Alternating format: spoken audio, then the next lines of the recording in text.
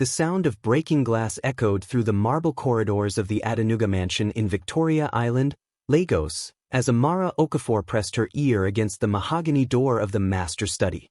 Her heart pounded against her ribs like a caged bird desperate for freedom.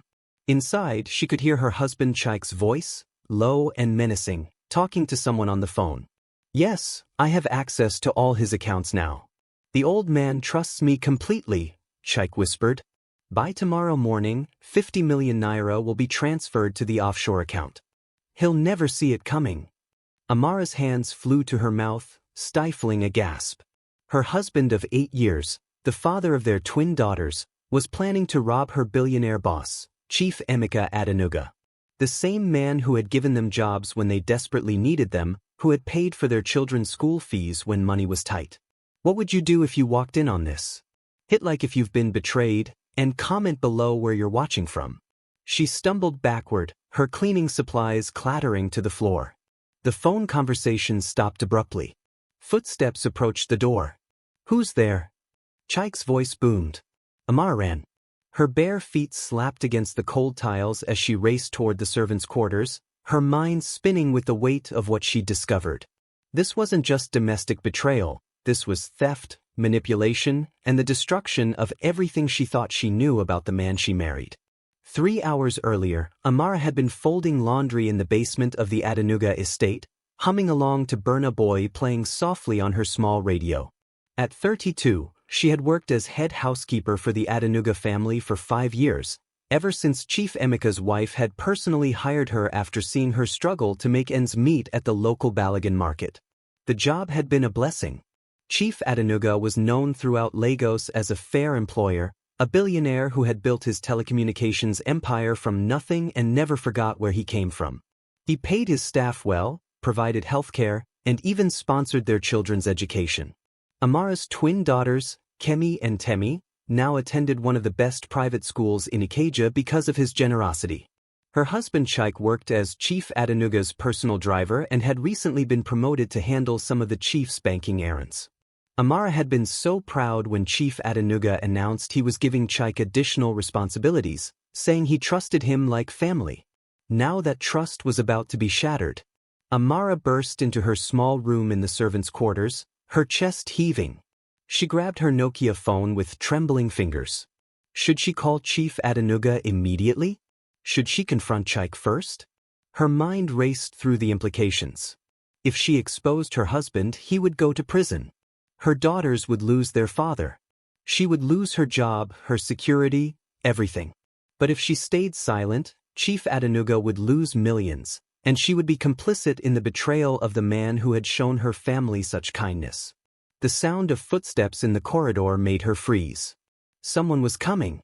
"Amara? Are you in there?" It was Chike's voice, but it carried a tone she'd never heard before, cold, calculating, dangerous. She quickly shoved the phone under her mattress and opened the door, forcing a smile. "Darling, you startled me. I was just organizing the linens." Her voice sounded strange even to her own ears. Chike studied her face with narrowed eyes. "Did you finish cleaning the study upstairs?" "Yes, just now." "Why?" "No reason." He stepped closer, and Amara caught a whiff of expensive cologne, not his usual scent. "I thought I heard something fall. Just some cleaning supplies. Nothing important." Amara's heart hammered so loudly she was sure he could hear it. Chike nodded slowly, but his suspicious gaze never left her face. "Good. We need to talk later about something important.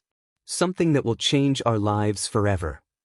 As he turned to leave, Amara noticed something that made her blood run cold. Sticking out of his back pocket was a small black notebook. The same notebook she'd seen Chief Adenuga use to write down his most sensitive banking information. Don't forget to like, subscribe, and turn on notifications for more gripping stories like this. What do you think Amara should do? Comment below. The next morning arrived with the gentle sounds of Lagos awakening, car horns honking in the distance, street vendors calling out their wares, and the familiar aroma of akara frying in palm oil drifting from the kitchen. But for Amara, the world felt different, darker, as if a shadow had fallen across everything she thought she knew. She had barely slept, tossing and turning on her narrow bed while wrestling with the impossible choice before her.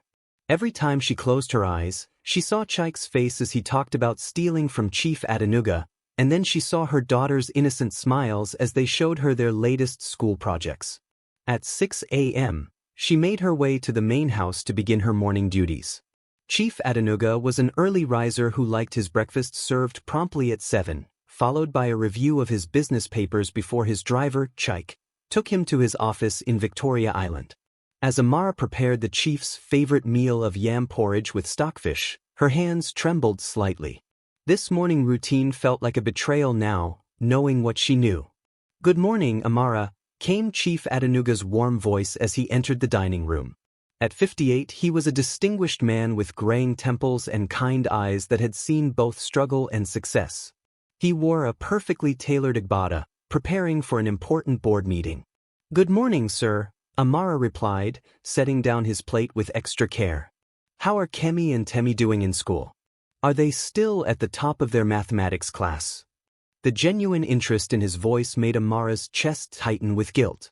"Yes, sir, they're doing very well. They send their greetings." "Wonderful. Education is the greatest gift we can give our children." He paused, studying a document while eating. "I'll be making some large financial transfers today for the new telecommunications project in Ghana. Very exciting expansion." Amara's spoon clattered against the serving tray. Those were exactly the transfers Chaik had been talking about stealing. "Is everything all right?" Chief Adenuga looked up with concern. "Yes, sir, just clumsy this morning." Amara forced another smile, but her mind was screaming warnings. 20 minutes later, she watched from the kitchen window as Chaik brought the Mercedes around to the front entrance. He looked calm, professional, exactly like the devoted employee Chief Adenuga believed him to be. But Amara could see something else now, the slight tension in his shoulders, the way his eyes darted around, checking for witnesses. As they drove away toward the bustling business district of Victoria Island, Amara made her decision. She ran to her room and retrieved her phone, but before she could dial Chief Adenuga's number, it rang. The caller ID made her heart stop. It was her sister Ngozi calling from their hometown in Enugu. "Amara, thank God you answered. Mama is in the hospital. She collapsed this morning, and the doctors say she needs emergency surgery. They want 300,000 naira immediately, or..." Ngozi's voice broke into sobs. 300,000 naira. More money than Amara could earn in 2 years. Money she would never have unless. Her phone beeped with a text message from Chaik. "Pack your things and the girls' belongings. We're leaving Lagos tonight. Don't ask questions. Just trust me. Our problems are about to be over forever." Amara stared at the message, her world tilting on its axis. Chaik wasn't just planning to steal from Chief Adenuga, he was planning to run away with the money, taking her and their daughters with him. He was about to make them all criminals, fugitives. But her mother was dying, and the stolen money could save her life. Another text from Chaik arrived. "I know you heard me last night.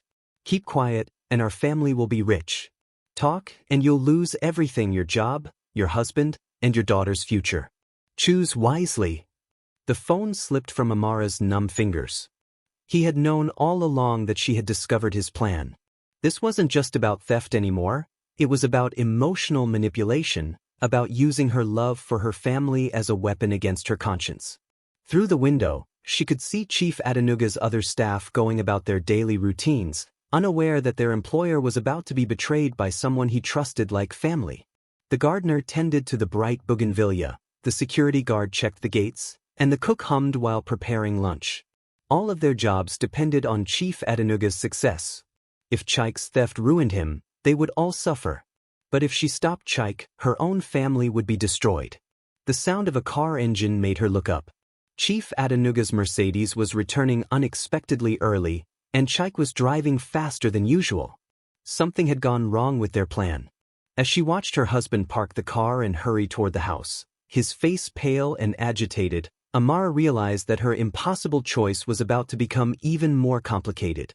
What happens when betrayal collides with family loyalty? Keep watching to find out what Amara decides. Chief Adenuga stormed into his study, His usually composed demeanor shattered like glass against concrete.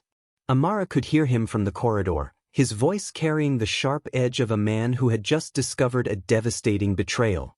"How could I have been so blind?" he muttered, followed by the sound of papers rustling and drawers slamming. Amara pressed herself against the wall, her heart racing. Something had happened at the bank.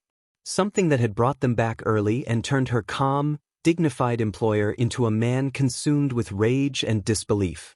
Chaik appeared at the end of the corridor, loosening his tie with shaking hands. When he saw Amara, his expression transformed from panic to cold determination. "We're leaving. Now," he whispered urgently, grabbing her arm. "Pack only essentials. Don't ask questions." "What happened? Why did you come back so early?" The bank flagged the transfer.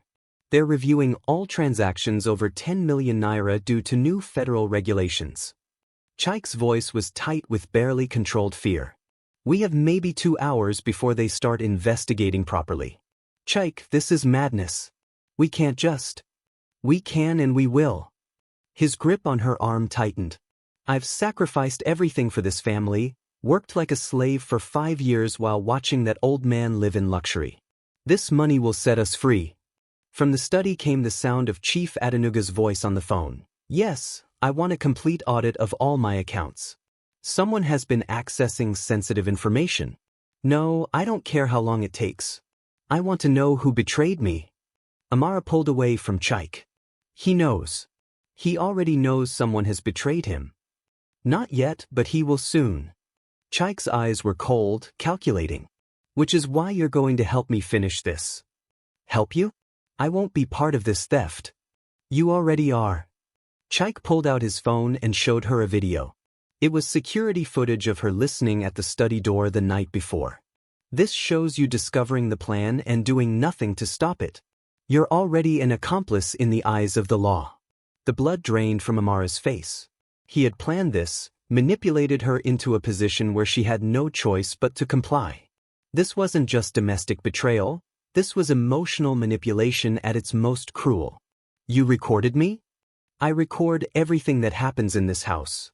Insurance, you might say." Chaik smiled, but there was no warmth in it.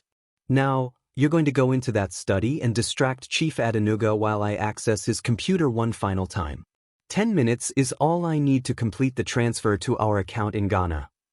"Our account? I never agreed to this."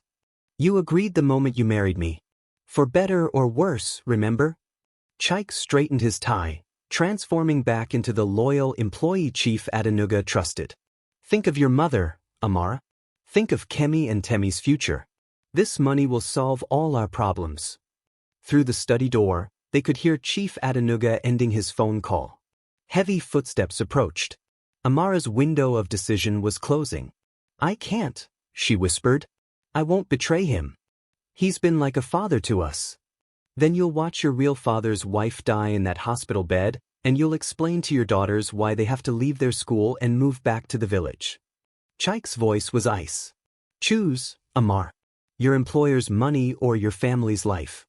The study door opened, and Chief Adenuga appeared, his face etched with the pain of betrayal. When he saw them standing in the corridor, he paused. "Amar, Chaik. I'm glad you're both here." His voice carried a weight that made Amara's stomach clench. "I need to speak with both of you about something very serious." Chaik stepped forward smoothly. "Of course, sir. How can we help?"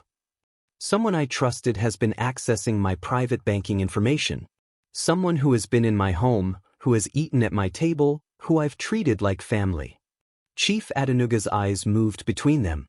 "The bank's security footage shows unauthorized access to my accounts, and the timing suggests it was someone who knew my schedule intimately." Amara felt the world spinning. He was looking directly at her when he said the word, family. "Sir, that's terrible," Chaik said, his voice perfectly modulated with concern. "Do they know who it was?" "Not yet. But they will. The Federal Banking Authority is now involved, and they have resources I don't." Chief Adenuga's gaze lingered on Amara's face. "I want you both to know that when they find this person, I won't show mercy. Betrayal of trust is the one thing I cannot forgive." Amara opened her mouth to speak, But Chaik's warning look stopped her. "We'll help in any way we can, sir," Chaik said. "This family's loyalty to you is absolute." The irony of his words hung in the air like smoke from a dying fire. Chief Adenuga nodded slowly. "Good. Because in 1 hour, the federal investigators will be here to interview all my staff. Everyone who has had access to my private study will be questioned under oath." 1 hour. Amara's mind raced. In 1 hour, everything would be exposed. Unless Chaik completed his theft and they disappeared before then. "Now, if you'll excuse me, I need to review some documents on my computer before they arrive." Chief Adenuga turned to go back into his study. Chaik grabbed Amara's hand and squeezed it painfully. His message was clear: create the distraction now, or face the consequences. As Chief Adenuga's hand touched the door handle, Amara made her choice. "Sir, wait," she called out, her voice trembling. "There's something you need to know." What's your next move when faced with an impossible choice? Comment your thoughts on Amara's dilemma, and don't forget to subscribe for more intense African drama. The words hung in the air between them like a blade ready to fall. Chief Adenuga turned, his weathered face showing both hope and dread, while Chaik's grip on Amara's hand tightened like a vice. She could feel his fury radiating through his fingertips, but something deeper was driving her now, a need for truth that had been building since the moment she discovered his betrayal. "Sir," Amara began, her voice stronger than she felt, "I know who has been accessing your banking information." The corridor seemed to hold its breath.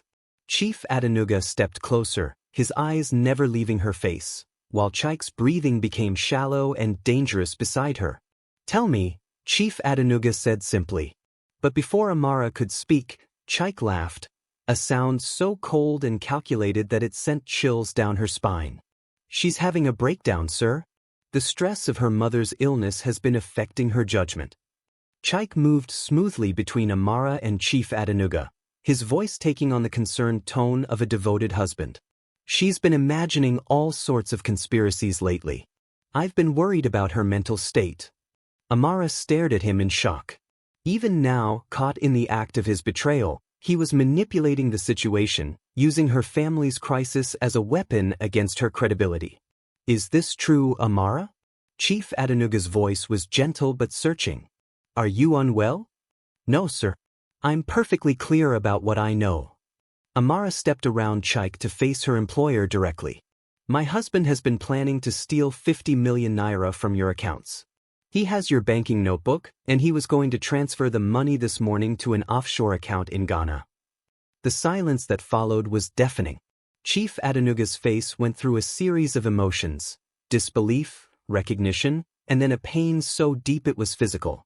He looked at Chaik with the expression of a man who had just been stabbed by his own son. "Chaik." His voice was barely a whisper. "Is this true?" Chaik's mask finally slipped, revealing the cold calculation underneath. "You want to know the truth, old man? The truth is that you've built an empire on the backs of people like us, paying us crumbs while you live like a king. The truth is that you owe me more than 50 million for 5 years of servitude." "I gave you everything," Chief Adenuga said, his voice breaking. "I treated you like family.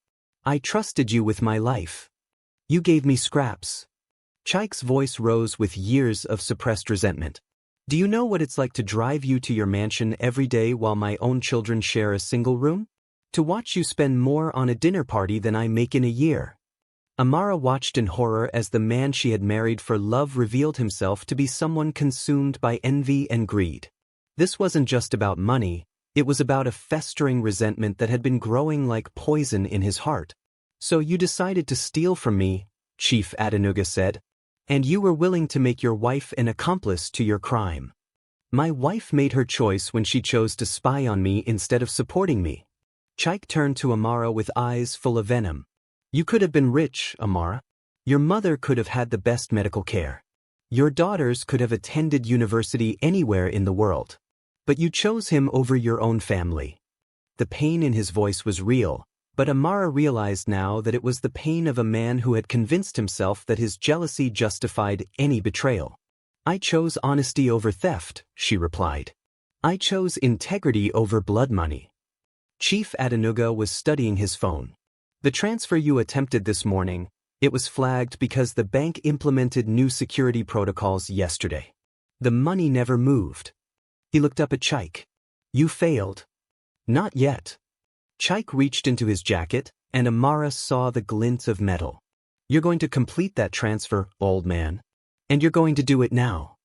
The knife he pulled out was small but sharp, the kind used in the kitchen.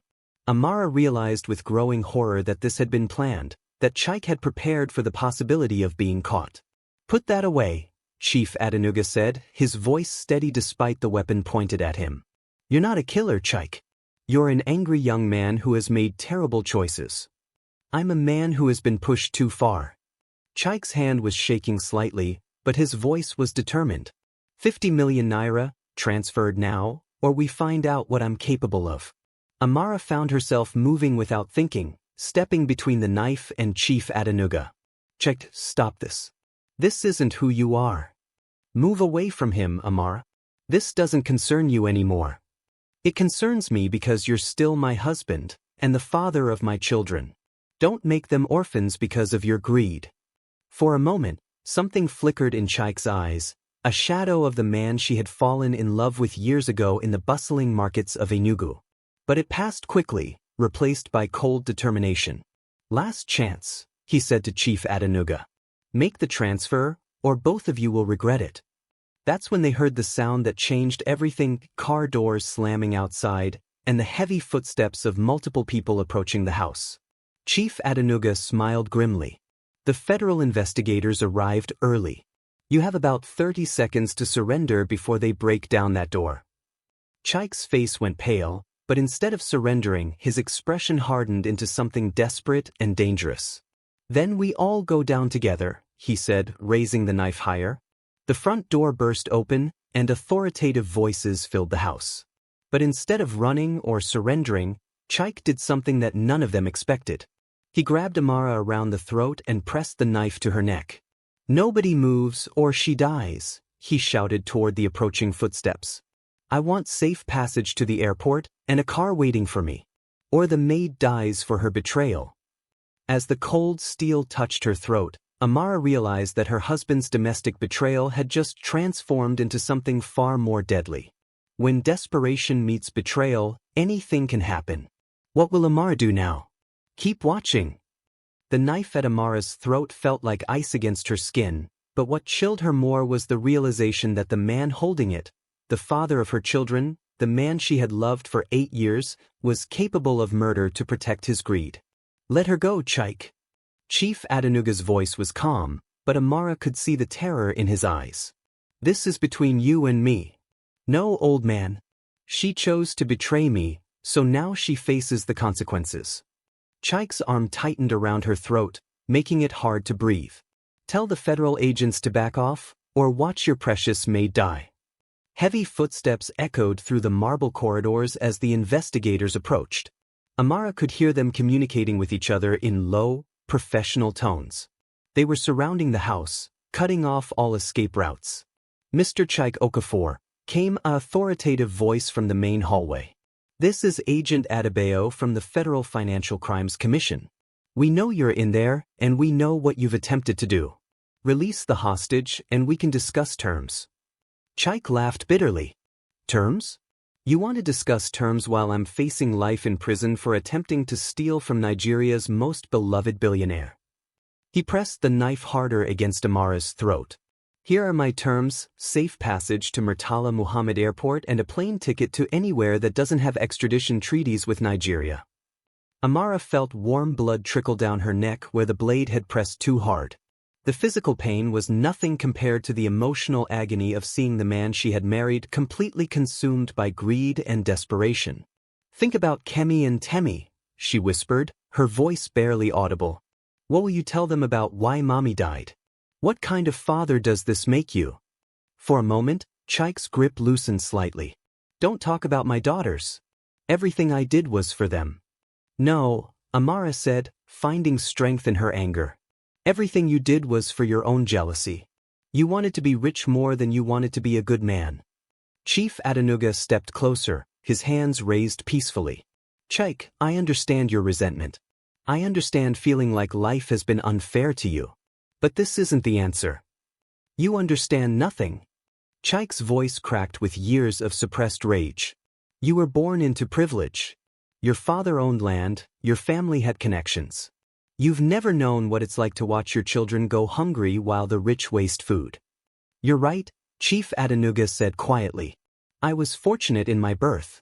But I also lost everything twice, once during the Civil War, once during the economic collapse of the 80s. I rebuilt because I chose to work rather than steal. Easy to say when you had family money to fall back on. I had nothing but determination and the help of good people.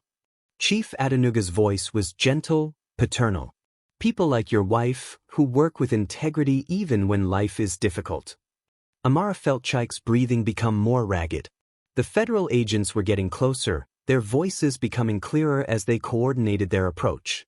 Mr. Okafor, you have 3 minutes to release the hostage before we take alternative action, Agent Adebayo called out. Alternative action? Chaik shouted back. What are you going to do? Shoot through your precious witness. She dies if you try to rush me. That's when Amara heard something that made her heart skip, the sound of children's voices in the distance. Through the window, she could see a familiar car pulling up to the house. Oh God, she whispered. The girls.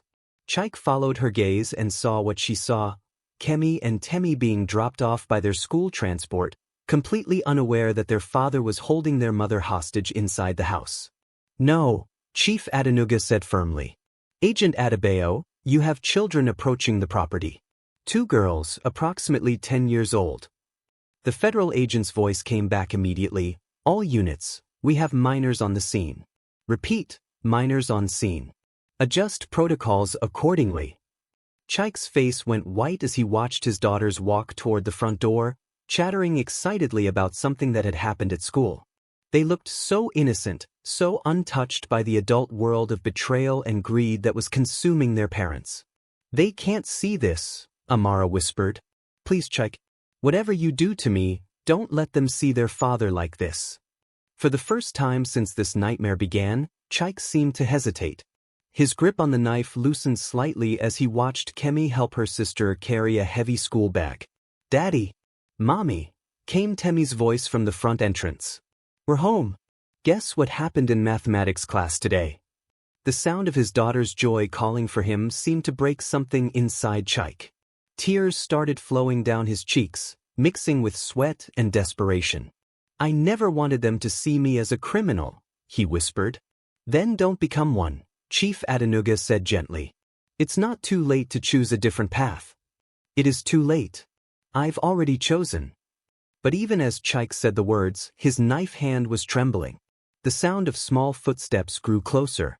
Kemi and Temi were about to walk into a scene that would traumatize them forever. I'll make you a deal, Chief Adenuga said quickly.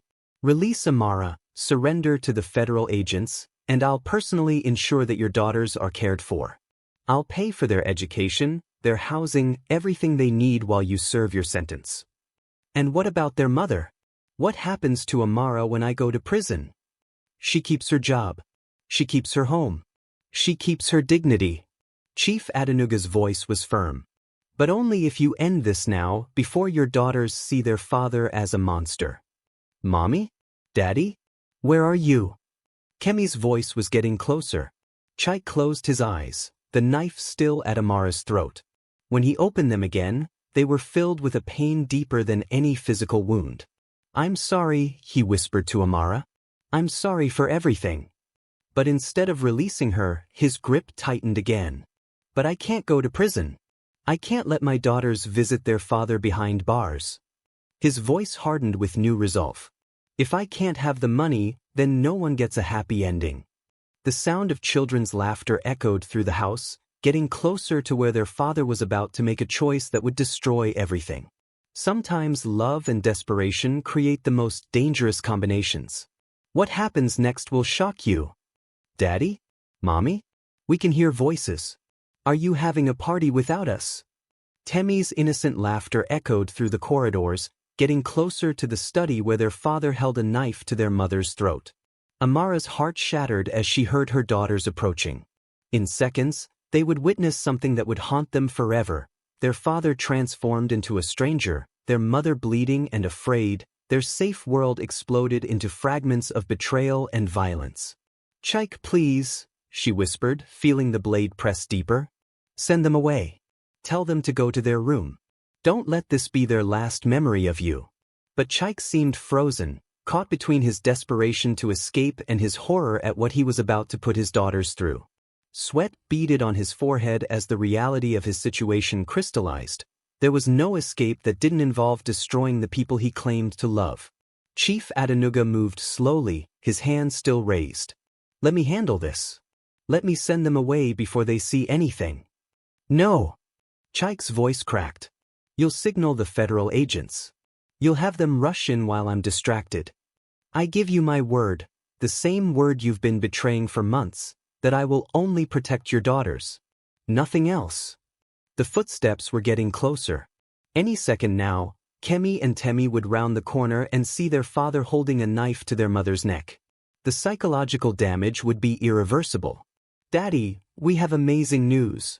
Kemi's voice rang out, filled with the joy that only children can carry. "Miss Adunni says we're the top students in our grade. We want to celebrate." That's when Chike made a decision that surprised everyone. He pushed Amara away from him suddenly, sending her stumbling toward Chief Adenuga, and ran toward the approaching voices of his daughters. "Girls. My beautiful girls." His voice transformed completely, taking on the warm, loving tone they knew.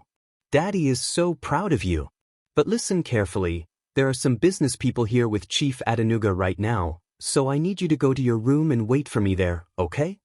Amara rubbed her throat where the knife had been, watching in amazement as Chike knelt down to hug his daughters in the corridor. From where she stood, she could see him holding them tightly, his face buried in their hair as if he was memorizing their scent. "But we want to tell you about school," Temi protested. "And we want to thank Chief Adenuga for the new mathematics books he bought us," Kemi added. "You'll have plenty of time for that later," Chike said, his voice thick with unshed tears. "Right now, I need you to be good girls and stay in your room. Can you do that for Daddy?" "Hey, Daddy. But promise you'll come talk to us soon." "I promise I'll always love you, no matter what happens." Chike kissed each of their foreheads. "Now go. Quickly." As the sound of their footsteps faded toward the servants' quarters, Chike returned to the study. But instead of grabbing Amara again, he stood in the doorway, the knife hanging loose in his hand. "They're safe," he said to Agent Adebayo's voice in the corridor. "The children are in their room. Do what you need to do." Chief Adenuga stepped forward. "Chike, it doesn't have to end in violence. Surrender now and we can work something out." "Work what out?" Chike laughed bitterly. "I attempted to steal 50 million naira from one of Nigeria's most powerful men. I held my own wife hostage with a knife. There's no working this out." "There's always a choice," Amara said, finally finding her voice. "You can choose to be the man your daughters think you are, not the criminal you've become. The man they think I am was never real." Chike's shoulders sagged with the weight of his confession. "I've been living a lie for years, pretending to be grateful for scraps while burning with resentment inside. The good husband, the loyal employee, the devoted father, it was all an act." "No, it wasn't," Amara said fiercely. "I saw you with the girls just now. That love is real. That man who held them and promised to love them forever. That's who you really are underneath all this anger." "Mr. Okafor," came Agent Adebayo's voice again. "We're coming in now. Put down the weapon and place your hands on your head." Chike looked at the knife in his hand, then at Amara, then at Chief Adenuga. "You know what the worst part is? He really would have taken care of you all. Even after what I tried to do to him, he offered to care for my daughters. That's the kind of man I was trying to destroy." The federal agents appeared in the doorway, weapons drawn but held low. Agent Adebayo was a tall, authoritative woman with kind eyes that had seen too much of human nature's darker side. "Mr. Okafor, I need you to drop the knife and step away from the other people in the room." Chike stared at the blade in his hand for a long moment. Then, to everyone's surprise, he didn't drop it. Instead, he turned it toward himself. "If I can't live with honor, maybe I don't deserve to live at all." No! Amara lunged toward him, but Chief Adenuga caught her arm. Chike, think about what you're teaching your daughters, Chief Adenuga said urgently. Do you want them to remember their father as a coward who ran away from his mistakes? I want them to remember me as someone who loved them enough to spare them the shame of having a criminal father. They need their father alive, even if he's made terrible mistakes, Amara said, tears streaming down her face. They need the chance to forgive you, to understand that good people can make bad choices and still find redemption. Agent Adebayo stepped closer, her weapon lowered completely. Sir, I've seen a lot of financial crimes in my career. Men who steal millions and show no remorse. But I've never seen someone attempt theft and then risk everything to protect his children from witnessing violence. That tells me there's still good in you worth saving. Chike's hand trembled as he held the knife. Through the walls, they could hear Kemi and Temi talking excitedly in their room, planning how they would celebrate their academic achievement with their parents. How do I face them when they learn what I tried to do? The same way you faced them just now, Chief Adenuga said gently. With love. With honesty. With the commitment to be better than your worst moment. For what felt like an eternity, Chike stood frozen between self-destruction and surrender. Then, slowly, he placed the knife on Chief Adenuga's desk and raised his hands. I surrender, he whispered. But I have one request. Agent Adebayo nodded. What is it? Let me tell my daughters myself. Before the news breaks, before the whole world knows what their father tried to do. Let me explain it to them in my own words. That can be arranged, the agent said, moving to handcuff him. You have my word. As the handcuffs clicked around Chike's wrists, he looked at Amara one last time. I'm sorry. For all of it. The betrayal, the manipulation, for making you choose between your family and your integrity. You deserved better than what I became.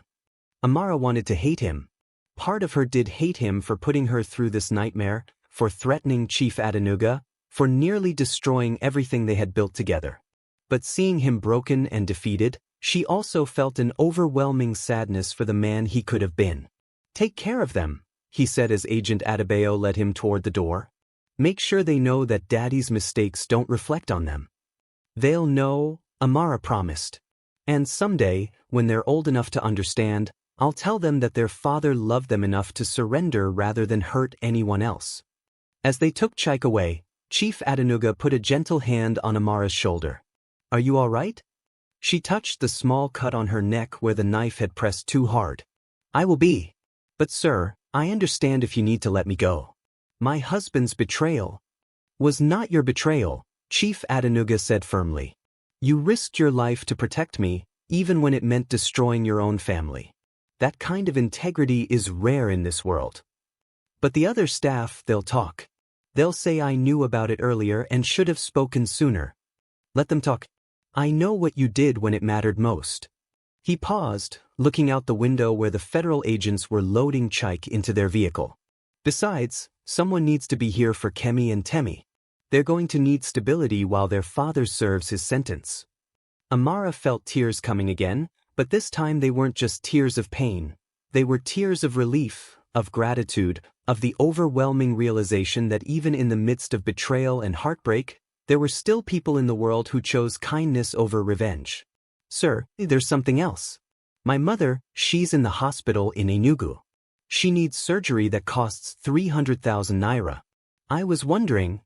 It's already taken care of, Chief Adenuga said. I made the transfer this morning when Chike told me about her condition. Family medical emergencies shouldn't be a source of additional stress during times like this. Amara stared at him in amazement. Even while discovering that his trusted employee was trying to steal from him, he had still taken care of that employee's family medical crisis. Thank you, sir. I don't know how to repay such kindness. You already have. By choosing truth over convenience, by protecting someone who had shown you kindness, by raising two daughters who represent the next generation of good people in this world. Chief Adenuga smiled sadly. The hardest battles aren't fought with weapons, Amara. They're fought in moments like the one you face today, when you have to choose between what's easy and what's right. As they stood together in the study where so much had been revealed and decided, Amara realized that while her marriage had been destroyed by domestic betrayal and her husband's greed, something else had been built, a deeper understanding of her own strength, and a renewed faith in the possibility of human goodness. But her trials were far from over. What do you do when betrayal leads to unexpected kindness? Share your thoughts below, and keep watching to see how Amara rebuilds her life. 3 months later, the morning sun cast long shadows across the Adenuga estate as Amara prepared breakfast in the main kitchen. The routine had become her anchor in a world that had shifted dramatically since that terrible day when her marriage exploded in betrayal and violence. Chaik was serving a 7-year sentence in Kirikiri Maximum Security Prison for attempted grand theft and assault. The trial had been swift, covered extensively by Lagos media as the Billionaire's trust betrayed. Amara had testified, her voice steady as she recounted the events, while reporters scribbled notes about the loyal maid who saved her boss. But the real story was more complicated than the headlines suggested. Kemi and Temi had taken the news of their father's imprisonment with a maturity that broke Amara's heart.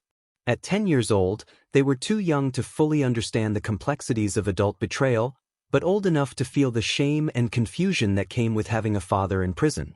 "Mama, the other children at school are talking about Daddy again," Temi said quietly as she entered the kitchen, her school uniform perfectly pressed but her eyes carrying a weight no child should bear.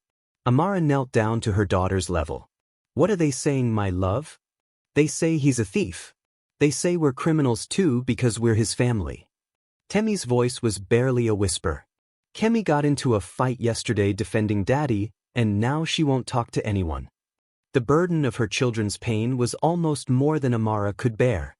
This was the hidden cost of Chaik's betrayal, the innocence stolen from 2 young girls who had done nothing wrong except love their father. "Where is your sister now?" "In our room. She's been writing letters to Daddy, but she tears them up before finishing them."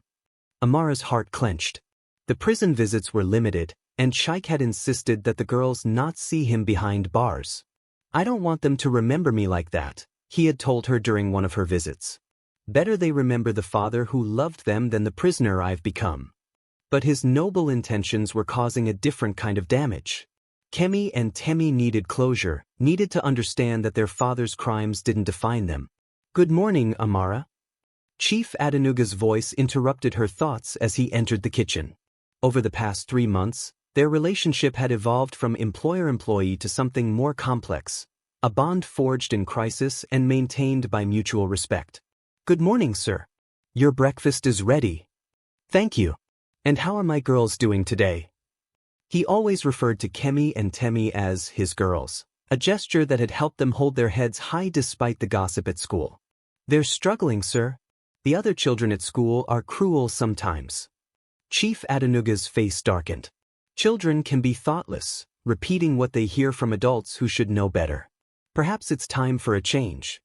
"Sir, I've been thinking about establishing a scholarship program for the children of my employees, past and present. It would provide them with opportunities to attend better schools, perhaps even international schools where they can start fresh." He paused, studying Amara's face. "Would Kemi and Temi be interested in attending a boarding school in Ghana? I have connections there, and it might give them the distance they need from the gossip here in Lagos." The offer was generous beyond measure, but it also meant separating from her daughters during an already difficult time. "Sir, I appreciate the offer, but I need to keep them close right now. They've lost their father. I can't have them lose their mother too, even temporarily." "Of course. Then perhaps we consider other options." Chief Adenuga sat down with his breakfast. "There's something else I wanted to discuss with you. I've had several offers to sell the story rights to what happened here. Publishers, film producers, even international media outlets." Amara felt her stomach tighten. "What kind of offers?"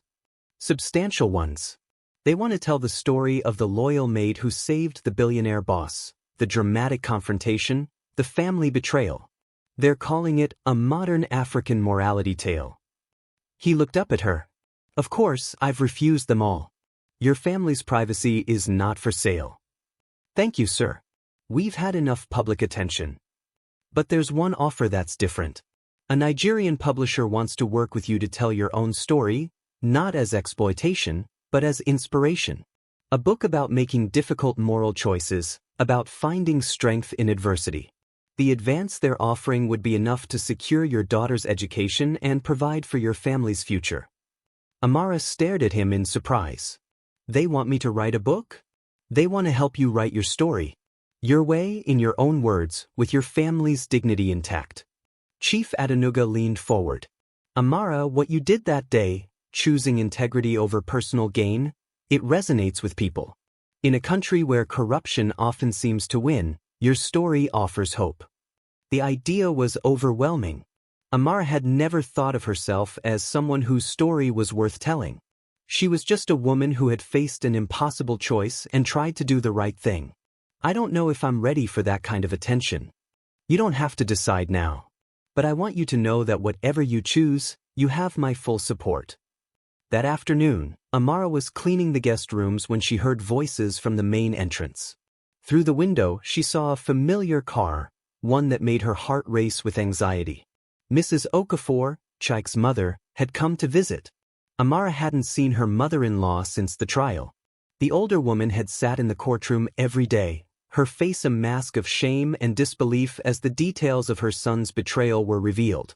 She had never spoken to Amara directly, but her presence had been a constant reminder of how Chaik's crimes had damaged everyone who loved him. Amara! Mrs. Okafor's voice echoed through the house. I need to speak with you. When Amara reached the main hall, she found Mrs. Okafor standing with 2 suitcases and an expression of barely contained fury. Mama, what are you doing here? I'm here for my granddaughters, Mrs. Okafor said firmly. I'm taking them home to Enugu where they belong, away from this scandal and shame.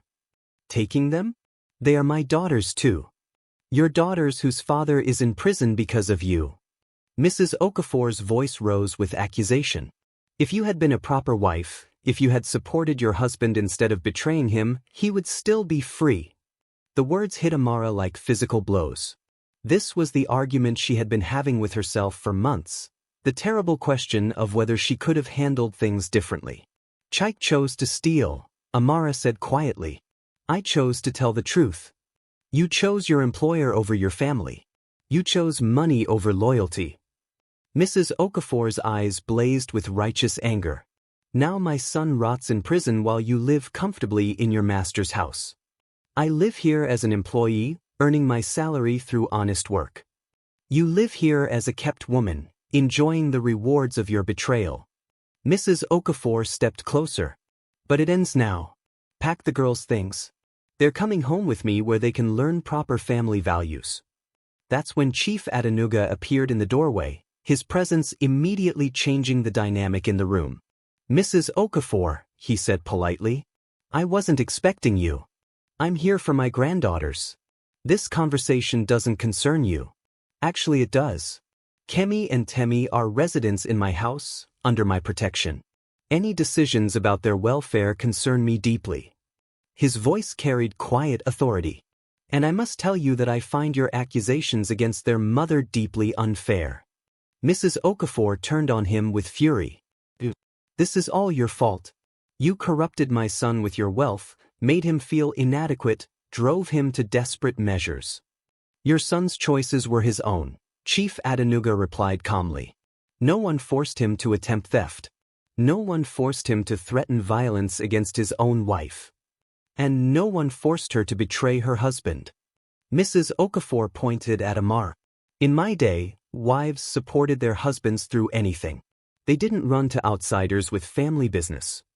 In your day, wives also had fewer choices, Amara said, finding her voice. I had to choose between right and wrong. I chose right. You chose to destroy your family for money. She chose to protect an innocent man from theft, Chief Adenuga interjected. She chose integrity over complicity. Those are the values I want Kemi and Temi to learn. Mrs. Okafor's face contorted with rage. You have no right to talk about my granddaughter's values. You're not their family. Neither are you, if family means teaching them that loyalty should triumph over honesty, Chief Adenuga said. Amara is raising those girls to be strong, principled women. I won't let you undermine that with misguided guilt. The confrontation was interrupted by small voices from the stairway. "Grandmother?" Kemi appeared at the top of the stairs, with Temi close behind. "Why are you shouting at Mama?" Mrs. Okafor's expression immediately softened. "My precious girls. Grandmother has come to take you home where you belong." "But we are home," Temi said in confusion. "This is where we live. This is not your real home. Your real home is in Enugu, with your family." Kemi walked down the stairs slowly, studying her grandmother's face. At 10, she had her father's intelligence but her mother's wisdom. "Grandmother, are you angry at Mama because of what Daddy did?" The question hung in the air like smoke from a dying fire. "Your Mama made choices that hurt your family," Mrs. Okafor said carefully. "Daddy made choices that hurt our family," Kemi replied with startling clarity. "Mama just told the truth about them." The wisdom from a child's mouth silenced the room completely. But Mrs. Okafor wasn't finished fighting for what she believed were her rights. "Pack your things, girls. We're leaving today." That's when Amara realized this battle was about more than just custody. It was about two different visions of what family loyalty meant, and her daughters were caught in the middle. Family feuds can be more devastating than any betrayal. What will Amara do to protect her daughters? Don't miss what happens next. The tension in the room was thick enough to cut with a knife as Mrs. Okafor stood her ground, demanding to take Kemi and Temi back to Enugu. But what happened next surprised everyone. "Grandmother," Temi said, her small voice carrying unexpected strength, "we don't want to leave Mama. She didn't do anything wrong." "Your mother destroyed your family," Mrs. Okafor said, her voice breaking with emotion. "Your father is in prison because of her choices." "Our father is in prison because he tried to steal money," Kemi said with 10-year-old directness. "We heard the adults talking about it. We know what he did." Amara's heart broke watching her daughters forced to confront adult realities they should never have had to face. The innocence of childhood had been stripped away by their father's betrayal and now their grandmother's misguided anger. "Children don't understand these complex situations," Mrs. Okafor said desperately. "They need proper family guidance." "They're getting proper guidance," Chief Adenuga said firmly. "They're learning that actions have consequences, that integrity matters more than convenience, and that sometimes doing the right thing requires great personal sacrifice." "You're filling their heads with nonsense. Family comes first. Honesty comes first," Kemi said, startling the adults with her wisdom. "That's what Daddy forgot, and that's why he's in trouble." Mrs. Okafor's face crumpled as she realized her granddaughters understood the situation better than she had given them credit for. These weren't confused children who needed rescue. They were young girls learning hard lessons about moral choices. "But where will you live? How will you survive?" Mrs. Okafor asked, her anger dissolving into concern. "This man's charity won't last forever." "I work for my salary," Amara said quietly. "Chief Adenuga doesn't give us charity, he gives us opportunities. There's a difference." "And what about when the scandal follows you everywhere? What about when people point and whisper about the maid who betrayed her husband?" "Let them whisper," Amara said, standing straighter. "I know what I did was right. My daughters know it too. That's what matters." Chief Adenuga stepped forward. "Mrs. Okafor, I understand your pain. I understand wanting to protect your granddaughters from gossip and judgment. But taking them away from their mother during this difficult time won't help anyone." "Then what do you suggest?" Mrs. Okafor's voice was tired now, defeated. "I suggest we work together to give these girls the best possible future. You're their grandmother. They need your love and support. But they also need their mother's strength and guidance." Amara felt a flicker of hope. Maybe there was a way to bridge the gap between them. "Mama Okafor," she said, using the respectful term she had always used for her mother-in-law, "I never wanted to hurt your family. I never wanted Chike to go to prison. But I couldn't let him steal, and I couldn't let him hurt Chief Adenuga. You could have warned him privately. You could have made him stop without involving outsiders." Tried. He had already made up his mind, and he was threatening to make me an accomplice. Amara's voice grew stronger. "He was going to make our daughters the children of fugitives. Is that what you would have wanted for them?" Mrs. Okafor was quiet for a long moment, wrestling with the truth she didn't want to accept. "My son was not a bad man," she said finally. "No, he wasn't. But he made bad choices. And I couldn't let those choices destroy more lives than necessary." That's when Kemi did something that changed everything. She walked over to her grandmother and took her weathered hand. "Grandmother, we still love Daddy. We love you too. But we can't pretend he didn't do wrong things just because we love him." Temi joined her sister. "Can you love us even though Mama told the truth about Daddy?" Mrs. Okafor looked down at her granddaughters, these wise, strong little girls who had somehow found their way through the maze of adult betrayal and family loyalty, and began to cry. "Of course I love you. I love you more than life itself." "Then please don't make us choose between loving you and staying with Mama," Kemi said. "We need both of you." The wisdom of children had accomplished what adult arguments could not. Mrs. Okafor sank into a chair, her shoulders shaking with sobs for her imprisoned son, her conflicted feelings about Amara, and her overwhelming love for her granddaughters. Chief Adenuga quietly left the room, giving the family space to begin healing. For the next hour, they talked, really talked, for the first time since Chaik's arrest. Mrs. Okafor shared her shame and confusion about her son's actions. Amara explained her impossible choice and the guilt she still carried. The girls talked about their anger at their father, their fear for the future, and their need for both their mother and grandmother in their lives. "I still think you could have handled it differently," Mrs. Okafor said finally. "Maybe I could have. But I made the best choice I could with the information I had and the time I had to make it." Amara met her mother-in-law's eyes. "I'm not perfect, Mama Okafor. But I tried to do right. And now what happens to us? To this family?" Before Amara could answer, Chief Adenuga returned with tea and a proposal that would surprise them all. "I've been thinking about our earlier conversation regarding the book deal," he said to Amara. "What if it could serve a greater purpose?" "What do you mean?" "What if your story could help other women facing similar impossible choices?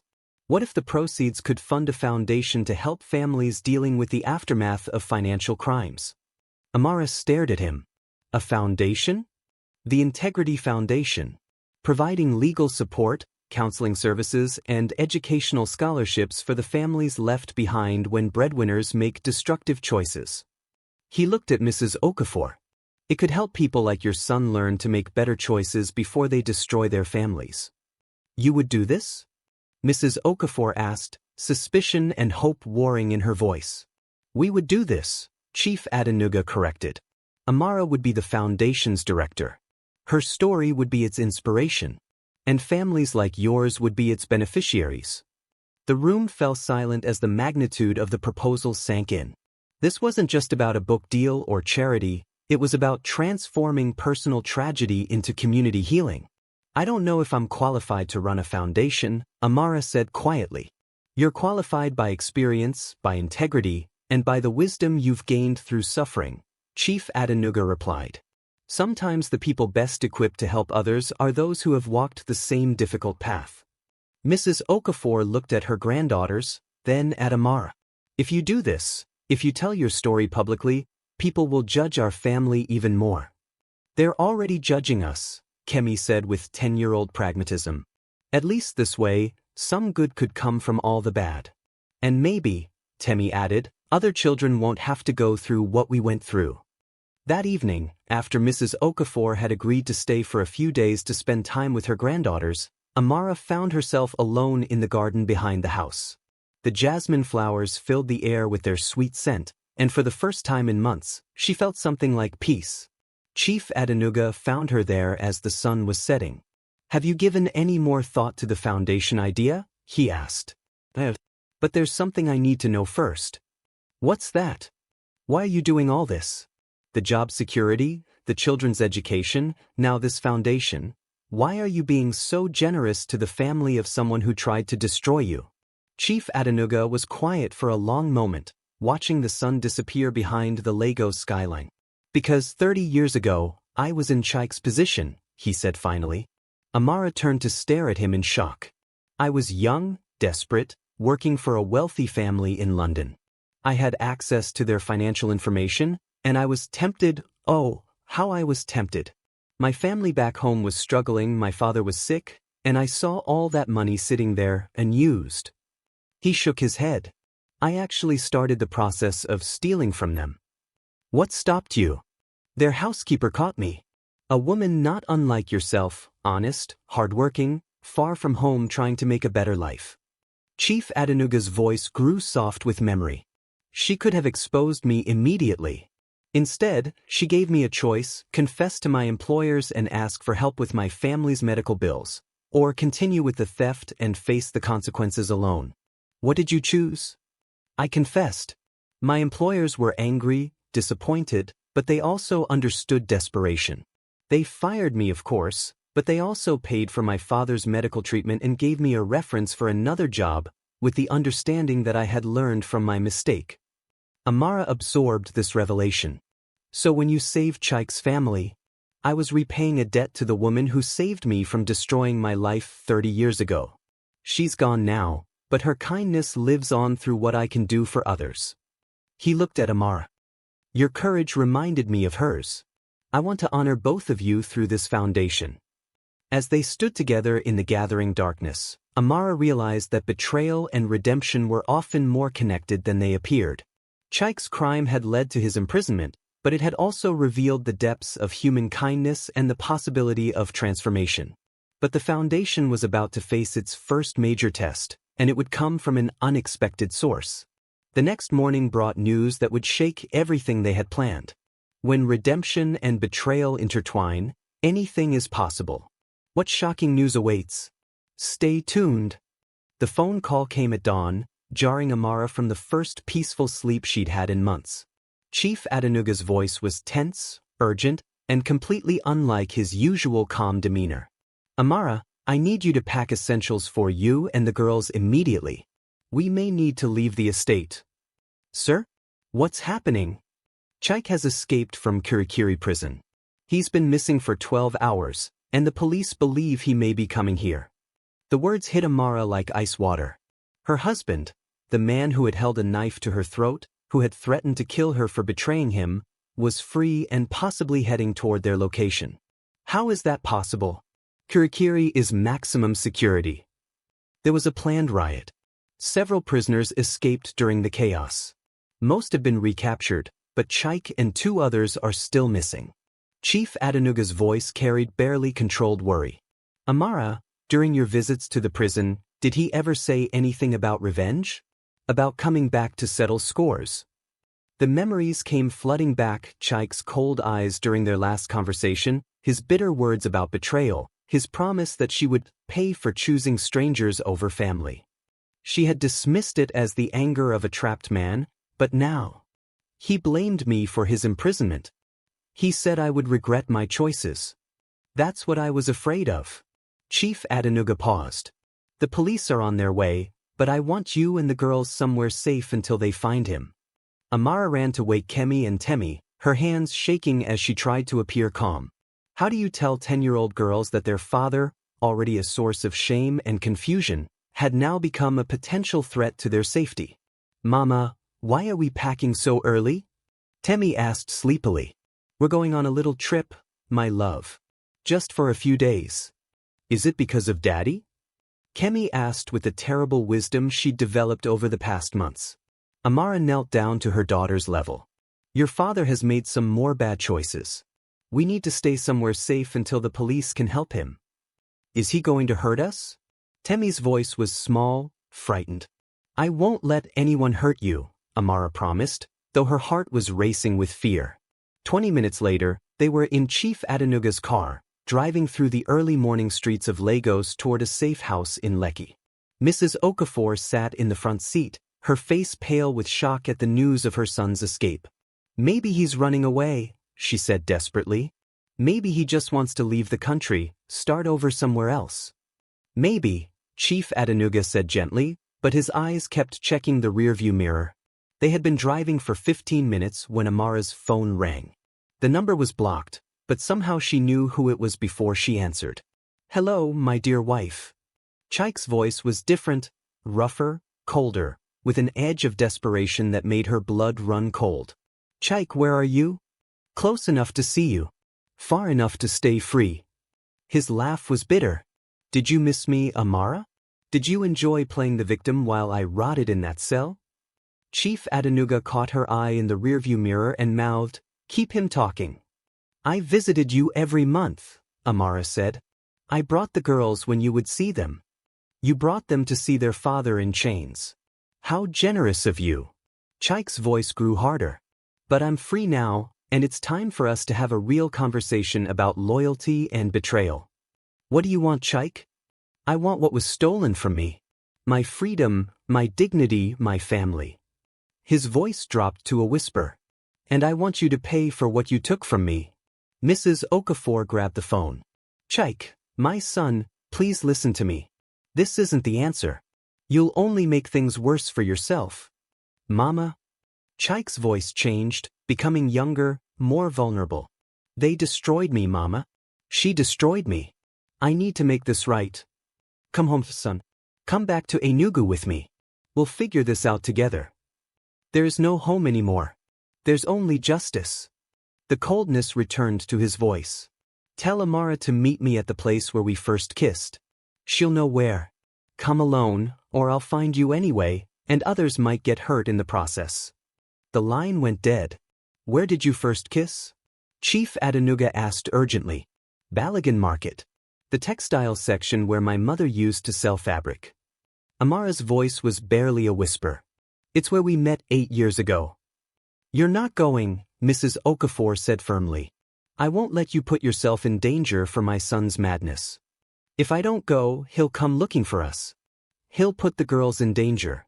Amara looked at Kemi and Temi, who were listening with wide, frightened eyes. "I have to end this." "Not alone, you don't."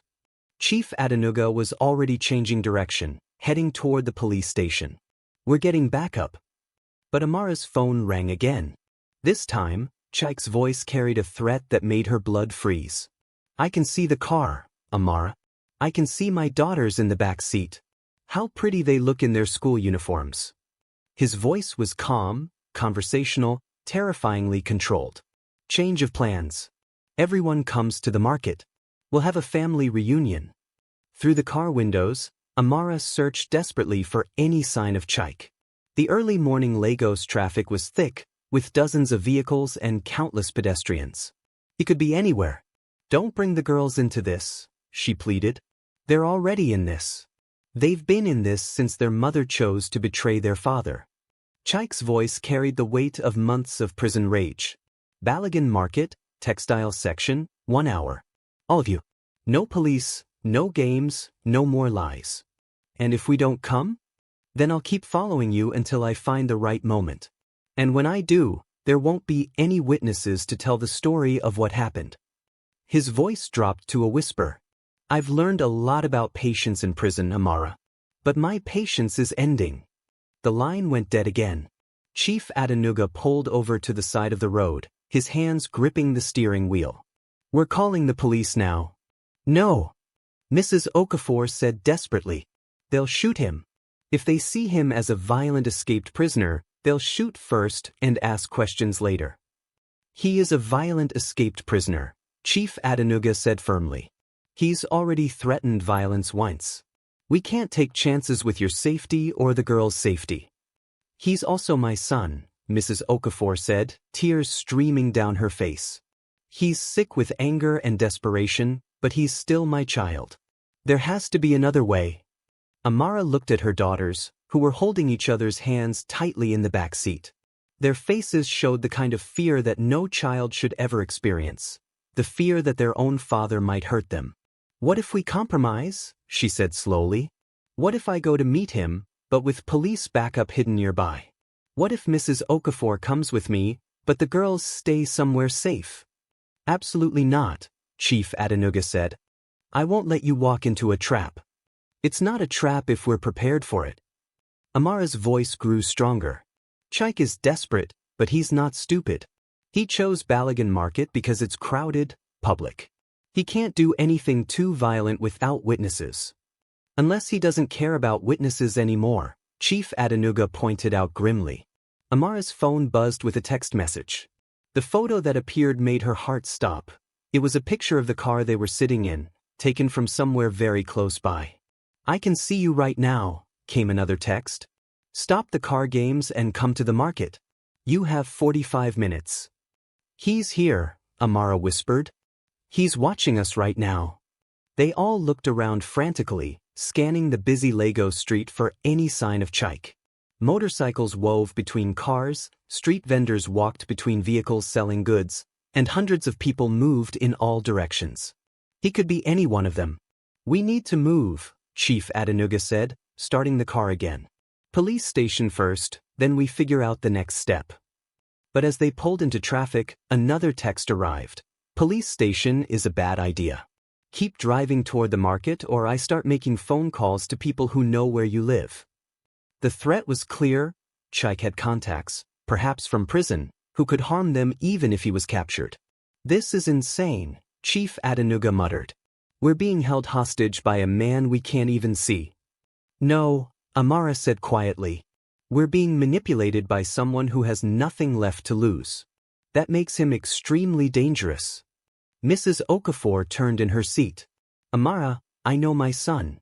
Deep down, underneath all this anger, he still loves you and the girls. He won't really hurt his own children. The man who held a knife to my throat isn't the same man who used to read bedtime stories to Kemi and Temi," Amara replied. "Prison changed him. Desperation has changed him further." They drove in tense silence toward Balagan Market, each lost in their own fears and calculations. The girls had stopped asking questions and were simply holding each other, their young minds trying to process the reality that their father had become someone to fear rather than love. When they reached the outskirts of the market, Amara's phone rang one final time. "I'm proud of you for coming," Chaik said, his voice eerily calm. "It shows you're finally learning about family loyalty." "Where are you?" "Close.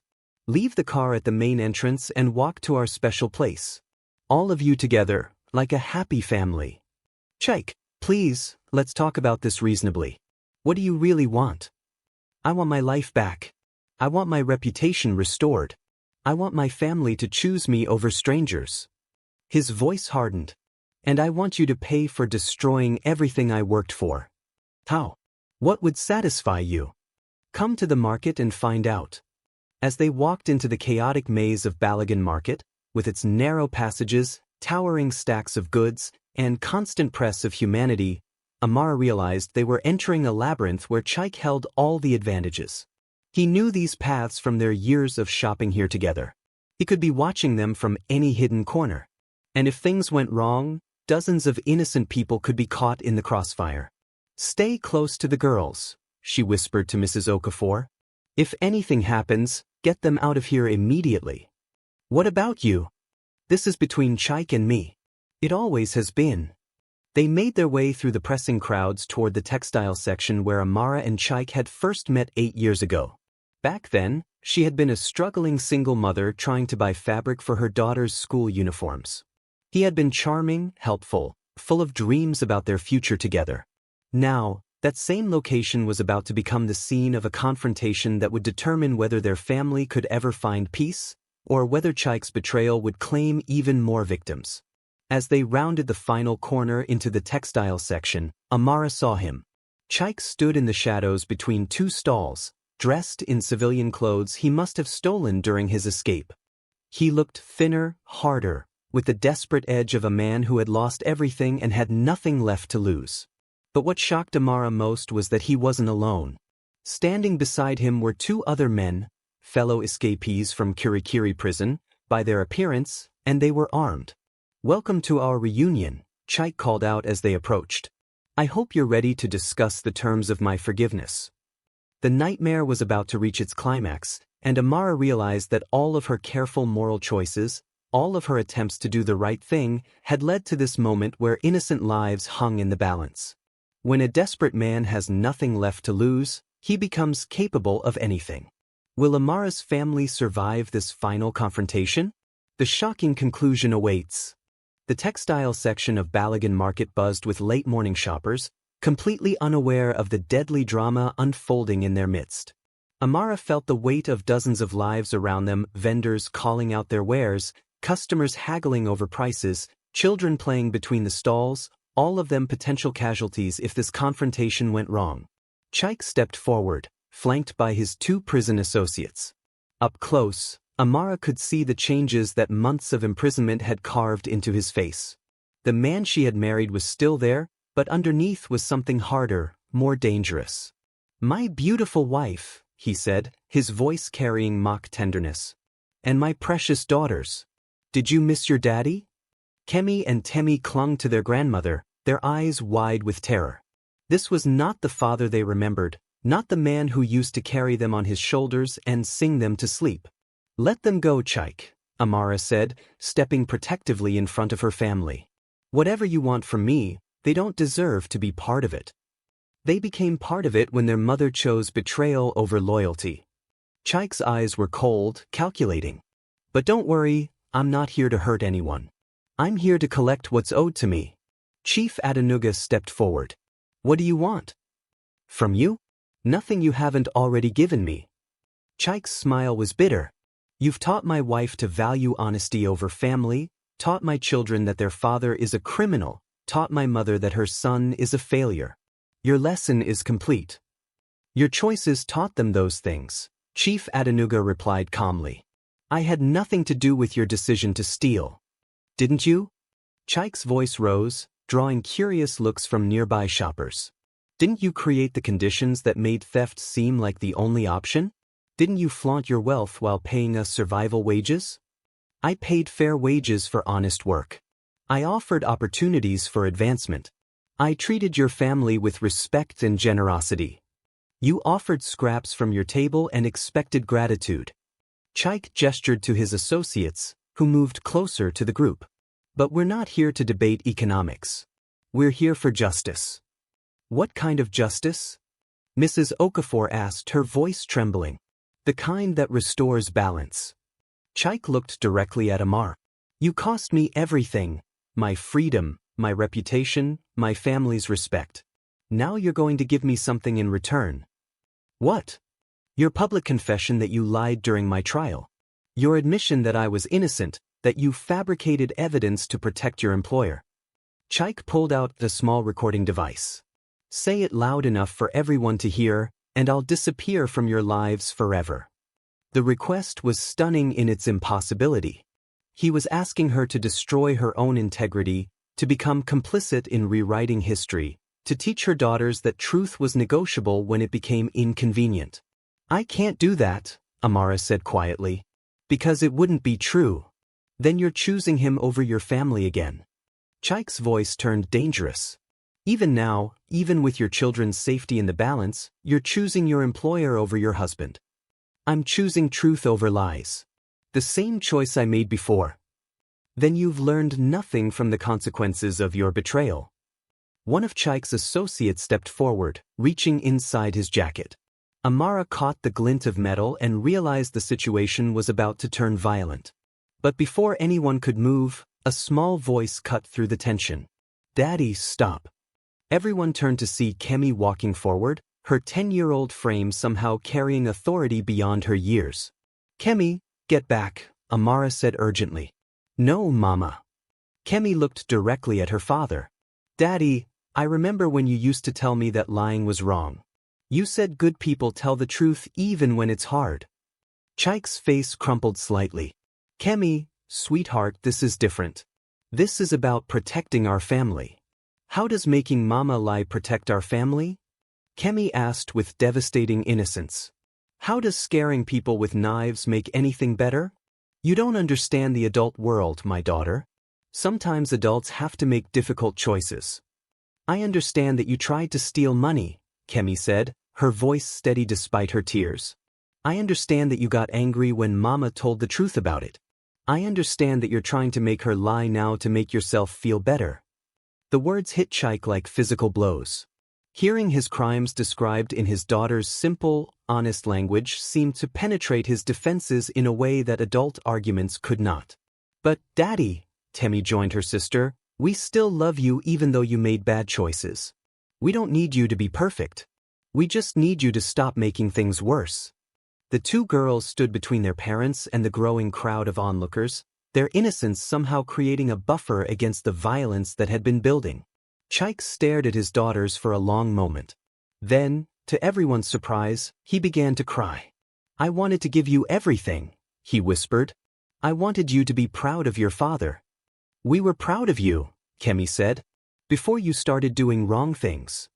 "We could be proud of you again," Temi added, "if you start doing right things." The recording device in Chaik's hands seemed to grow heavy. His associates shifted uncomfortably, clearly not prepared for this emotional confrontation with children. "It's too late for that," Chaik said.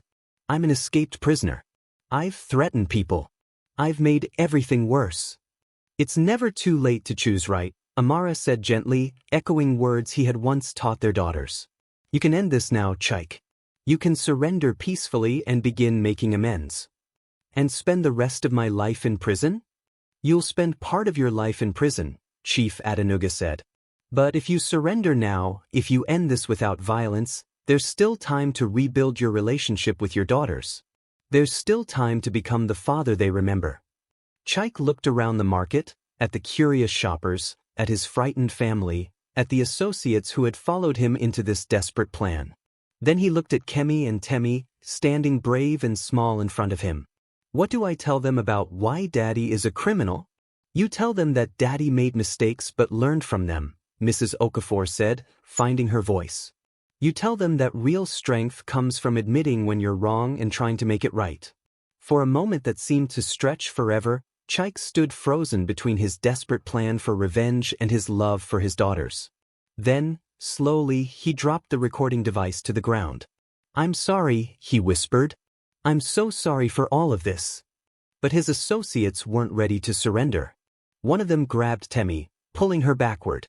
"We didn't come all this way to listen to a family therapy session," the man snarled. "Either we get what we came for, or we start making examples." The situation exploded into chaos. Chief Adenuga lunged forward, Amara screamed, Mrs. Okafor grabbed for Kemi, and the crowd of shoppers began to panic.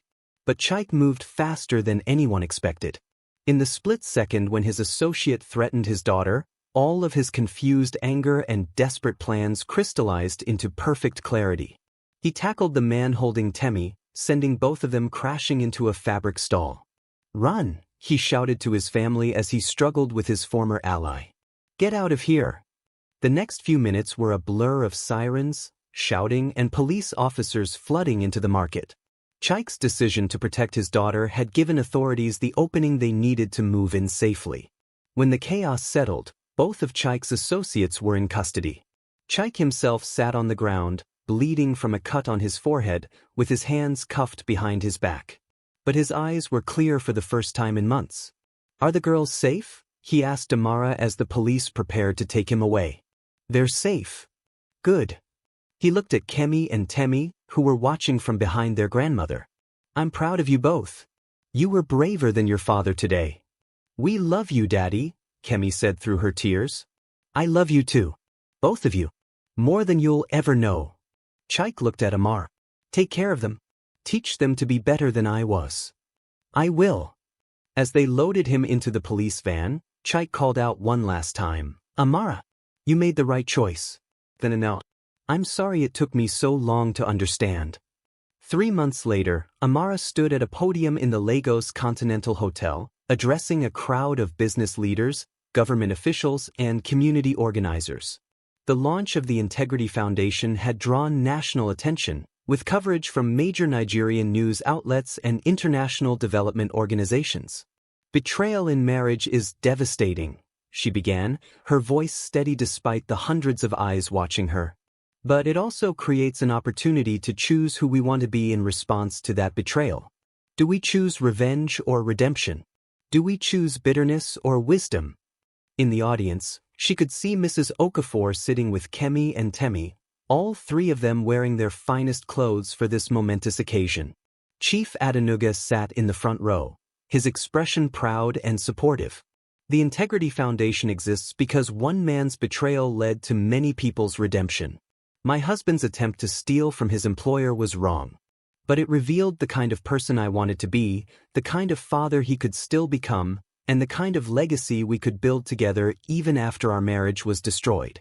She paused, looking directly at the cameras that would carry this message across Nigeria and beyond. Domestic betrayal doesn't have to be the end of your story. Infidelity, emotional manipulation, financial crimes, these betrayals are devastating, but they can also be the beginning of wisdom, strength, and a deeper understanding of what really matters in life. The applause was thunderous. Later, as the reception wound down, Amara found herself standing alone on the hotel's balcony, looking out over the Lagos skyline.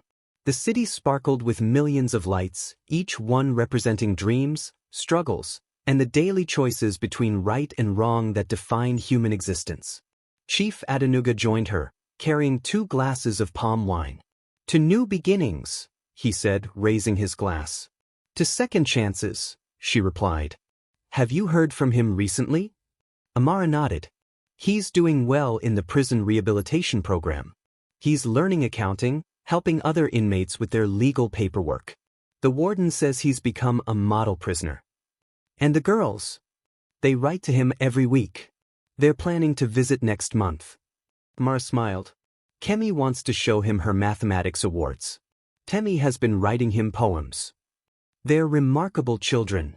They get that from their father's intelligence and their mother's stubbornness," Amara laughed. "It's a powerful combination." As they stood together in comfortable silence, Amara reflected on the journey that had brought them to this point. Chike's betrayal had destroyed their marriage, but it had also revealed strengths she didn't know she possessed. His attempted theft had led to his imprisonment, but it had also created opportunities for redemption that none of them could have imagined. The foundation was already helping 12 families deal with the aftermath of financial crimes. 3 wives had found the courage to testify against husbands who had embezzled from their employers. 2 children of convicted fraudsters had received full scholarships to university. Most importantly, Amara had learned that integrity was not a single decision but a series of daily choices to do right even when it was difficult, costly, or misunderstood. Her phone buzzed with a text message from an unknown number. When she opened it, she found a photo of a small accounting classroom in Kirikiri prison, with Chike standing at a blackboard, teaching fellow inmates about financial responsibility. The message read, "Thank you for saving me from becoming a man I couldn't live with. Your loving husband, learning to be worthy of forgiveness." As tears of gratitude filled her eyes, Amara realized that sometimes the greatest gift you can give someone is the truth, even when that truth destroys everything you thought you wanted. What an incredible journey from betrayal to redemption. Thank you for watching this powerful story of courage, integrity, and second chances. If this story moved you, please like this video, subscribe to Tales by Dolapo for more inspiring African stories, and share your thoughts in the comments below. Have you ever faced an impossible choice between family loyalty and doing what's right? What would you have done in Amara's situation? Remember, every ending is also a new beginning. Until next time, keep choosing courage over convenience and truth over temporary comfort. Don't forget to turn on notifications so you never miss our latest stories. Thanks for watching.